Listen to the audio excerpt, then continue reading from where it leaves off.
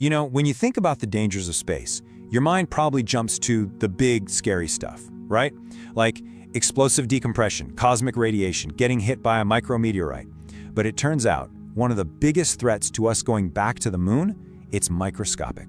It's literally everywhere on the surface. And get this, it's been waiting for us for billions of years. This all came to a head during Apollo 17. Imagine this, just a few hours on the lunar surface. An astronaut, Gene Cernan, looks down and sees his multi-million-dollar, top-of-the-line spacesuit just coming apart at the seams. It was literally being shredded. This thing was designed to handle the harshest environment we know of, and it was failing. So the big question was, why? And the scale of this problem, I mean, it's just staggering when you think about it. Back on Earth, the engineers put these suits through the ringer. They dragged them through sand, ground them against rocks for over 100 hours. And yeah, they came back a little scuffed up, but they were totally fine, completely functional. But then you get to the moon, just 8 hours, that's it, a single workday. And the fabric was shredded, the fibers were separating. It makes no sense, right? So what was the culprit? What invisible force was up there on the moon that was just so much more destructive than anything they could even dream of simulating on Earth? What was this microscopic monster that was tearing our best stuff to shreds? The answer? It's the dust. Just the dust. But here's the thing, it's not like any sand or dirt you've ever seen. The absolute best way to picture lunar dust is this: permanent, microscopic, broken glass. And that simple idea, that's the key to this whole mess. Okay, so why is it like broken glass? I mean, dust is dust, right? Well, not exactly. It all comes down to one simple, super important process that happens here on Earth, but is totally missing on the moon. And that process is weathering. Think about it. Here on Earth, you've got wind and water acting like a giant, relentless rock tumbler. Over millions and millions of years, they just tumble sand and rocks around, smoothing off every sharp edge. That's why beach sand is, relatively harmless. But the moon, it's got no wind, no water, no atmosphere to speak of. So those particles, they never get smoothed down. They stay as jagged, razor-sharp shards forever. So we've established we've got these microscopic blades covering the entire surface. But how do they go from just being, well, sharp dust to a relentless, destructive force that can literally tear apart a spacesuit? It's basically a perfect storm of physics. Okay, so here's how it works.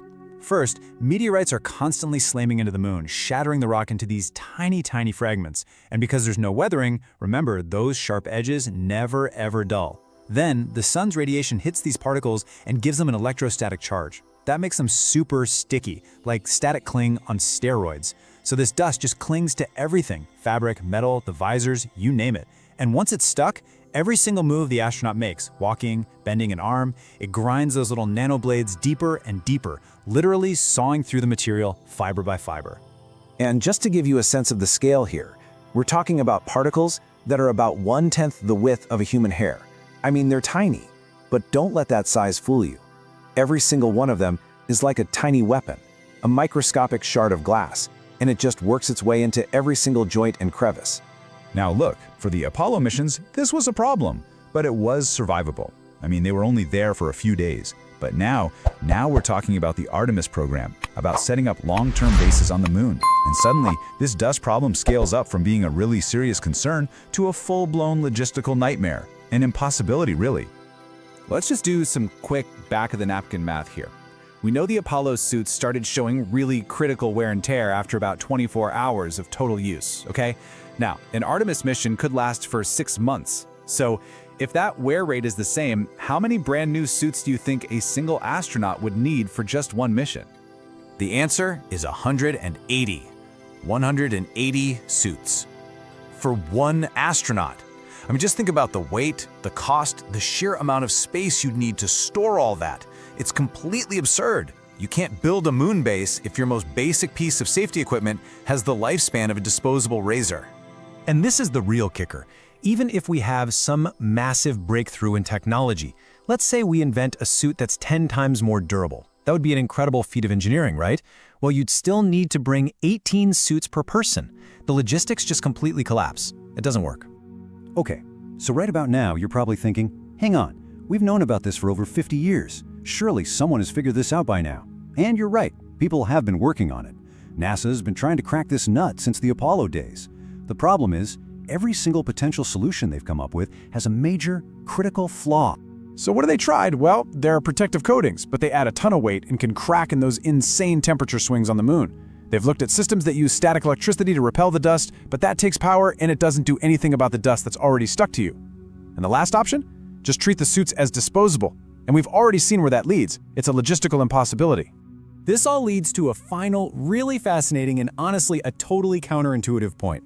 When we talk about setting up a base somewhere else, the big debate is always Moon versus Mars. But when you look at it purely from the perspective of the dust problem, the winner, well, it's probably not the one you think. Okay, check this out. Mars, even though it's so much farther away, has a thin atmosphere. It's not much, but it's enough to create wind. And wind means the dust on Mars gets weathered. It gets tumbled around and smoothed down just like on Earth. So yeah, Martian dust is still abrasive, but it's more like regular old sand. The moon's dust, on the other hand, will stay sharp forever. So crazy as it sounds, from a purely material science point of view, Mars is actually the less hostile place for our gear in the long run. And that's the ultimate irony in all of this, isn't it? The vacuum of space, the very thing that makes the moon this pristine, ancient, untouched world, is the exact same thing that weaponizes its surface. That lack of an atmosphere is what guarantees the dust will always be an army of microscopic blades. It's a permanent feature. So this is the huge, fundamental question that the Artemis engineers are staring down right now. It's a problem that physics has let sit there for 4 billion years. And until we find a real answer, every single plan we have for a permanent moon base runs up against this one, simple, terrifying reality. So, what do you do when the very ground you walk on is actively trying to saw through every single thing you build?